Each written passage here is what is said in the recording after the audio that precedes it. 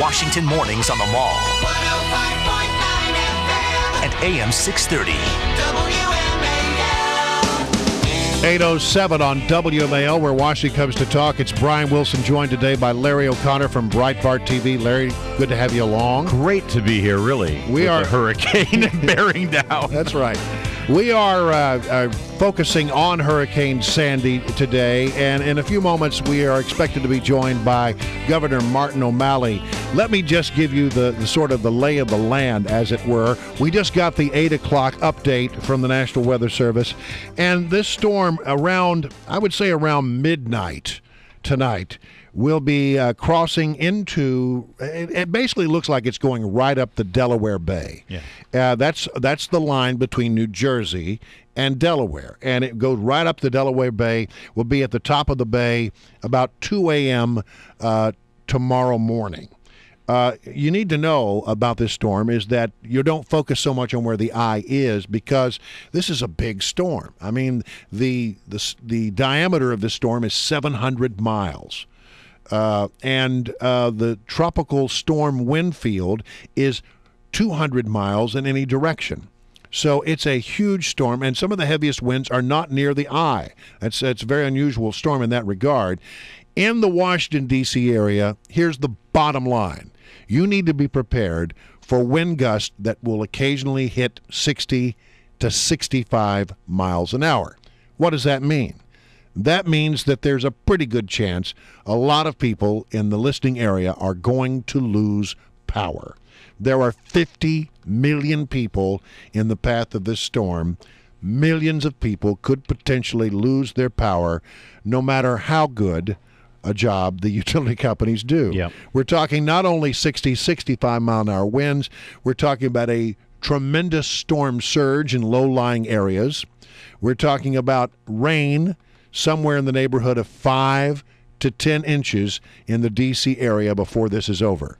So we're talking about a multi-day event with gusts up to 65 miles an hour in the Washington area and between 5 and 10 inches of rain. Yeah. This is a storm not to be trifled with. Virtually everything is closed. Governments are closed. Courts are closed. Federal government's closed. The metro is closed. The schools are closed. The universities are closed.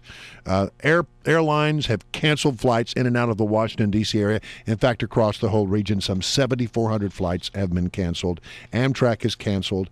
There is no reason for you to leave your house. No. And stay home. You mentioned the power of this storm and the size of this storm, but the thing that keeps resonating with me and what we keep hearing from all the great experts we've had on this morning is it's the slow-moving aspect of it. The fact that instead of, oftentimes you see these flood warnings or you see these high wind warnings, and it's, maybe 6 hours, 8 hours, and then the warning is over. That high wind warning that you just gave us, it starts basically now all the way through, 8 p.m. tomorrow night? This is such a slow-moving monster blob of a storm. Get this. It started just now at 8 o'clock. The high wind warnings just went into effect, and they will not end until 8 p.m. Tuesday night. Yeah. That's a long time for us to have high wind warnings in this area. Right, and to have those sustained winds on the old-growth trees, and pretty much all the trees still have their leaves on right now, right. And that's going to complicate matters as well. So it's an ugly event. I mean, there's just no way around it. This is going to be a very serious event. We're going to lose power in the area. That seems all but a certainty. The power companies, the utility companies have said so. They've brought in extra people, at least in this particular case with a hurricane, unlike the derecho. You get the opportunity to prepare a little better. And they have brought in thousands of crews. Yeah. I mean, around the area. Pepco's got 1,000. I think I heard the people at Dominion say they had a couple thousand have come in. So once the storm subsides to the point where the bucket trucks can get up, they'll be working very quickly to restore power. But the bottom line is there could potentially be a lot of damage, and when that happens, it could take a week. We saw that in the derecho. Could take a week. Sure, and not only, obviously the wind is a danger for those bucket trucks, so they have to wait for the wind to subside, but if we have the flooding that might occur, that their warning might occur, then you got to wait and get those trucks over there. We are joined now on the phone line by the governor of the state of Maryland, Governor Martin O'Malley. Governor, thank you for joining us. Thank you. Let's talk about the state of Maryland. What preparations are in place? What are your concerns at this hour, sir? Well, unlike the derecho, Hurricane Sandy gave us plenty of advance warning that she's coming. So I've had my boot firmly up Pepco's backside, pressing them to bring in every crew that they possibly can in anticipation of what will be some massive power outages that will start this afternoon, probably between 2 and 6 p.m. This storm took a track for the worse for us in Maryland. It put the Baltimore-Washington area right in its crosshairs. And so this storm is likely to not only hit us hard, but it's going to stay on top of us and continue to hit us hard, which means, as a practical matter, that some of the, they had predicted yesterday there would only be minor flooding of our, creeks and streams and those tributaries of the Chesapeake Bay. They're now predicting that the storm track, rather than pushing water out of the bay, will actually push water up into the bay, which, combining with the rainfall, is going to mean for a lot of flooding, the likes of which we have not seen in the Washington metropolitan area for 20 or 30 years. Let me stop you there. Where do you expect that to be worst? We're particularly concerned about Frederick, but the creeks and the tributaries, they're all going to swell up and overflow their banks, and people who haven't seen this before should not go out and play in this stuff. This is going to be a very dangerous and deadly storm for the next 24 to 36 hours. And you have mobilized the National Guard. What are their responsibilities? The National Guard has mobilized about 500 Maryland Guardsmen and women all across the state have been forward deployed to the county emergency operations centers. Their primary mission is to support the local first responders in responding to critical emergency calls with the Humvees and the ability to get through that standing water. That's what their primary role is now. We have also received a lot of federal assets from FEMA.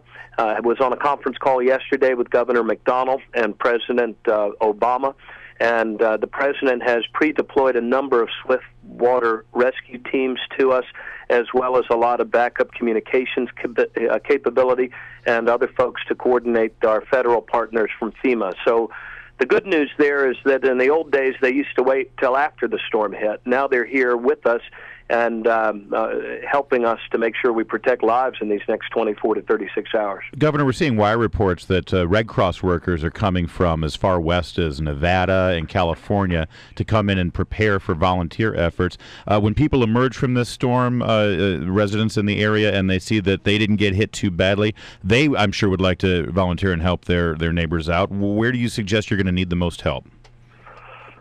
Oh, golly. I think the best thing to do is to go on that. The Red Cross accommodates volunteers, and I think the best thing to do is to go on that website, and if you should be inclined to volunteer after this storm, and to sign up on the Red Cross website. This isn't a time when neighbors want to help each other, especially if they didn't get hit too badly. So Red Cross is your suggestion? Red Cross is my suggestion for that. And in the meantime, people need to stay off the roads. Yeah. This is not a free morning to go out and do some errands. This storm is going to get intense, and it's going to get intense quickly. And people need to, the most important first responder is the head of a household who takes care of their own family. And so that's what people need to do over these next 24 to 36 hours. Hunker down at home. And also, look, we all need to prepare kind of emotionally for what will be a long haul and a long recovery. Even though those bucket crews are here and pre-deployed at Montgomery County Fairgrounds, they're not going to be able to go out in those bucket trucks when the winds are still 40, 50, 60-mile-an-hour winds. So we're in for a long haul here. And Marylanders need to rise to the occasion. I'm sorry, sir. Do you anticipate that when this is all over, said and done, and there are going to be some power outages, that your Public Utility Commission will still be in favor of these special fees that sort of protect the utilities even when we weren't getting electricity? No, actually, that was changed. What we had to do, and this was a longer conversation for perhaps another time, we have a goal of reducing electricity consumption in our state by 15%, which means that we need to decouple from the profit motive the consumption. In other words, In the old days, utilities used to get paid a lot more whenever you used a lot more electricity. So we need to find a better balance so that we're able to reduce our electricity consumption and still able to have a more resilient and reliable grid. Related to that, though, is making our grid more resilient for these much more violent storms. I grew up in the Washington area, and our grid was fine for the storms of the 70s. Our grid is not as strong as we need for it to be for these sorts of violent storms, which, as you gentlemen can see, are becoming far more frequent, especially since we've heated up the atmosphere with the greenhouse gas emissions and the climate change that makes Mother Nature act this violently and erratically. I'll have to leave it right there, though there are many questions I would like to continue with. But, Governor, thank you so much for joining us right here. Enjoy that program. Yeah, I knew you were. Yeah, and at the very last second, too. Governor, thank you for joining us here on WMAL. We greatly appreciate you joining us. Thank you.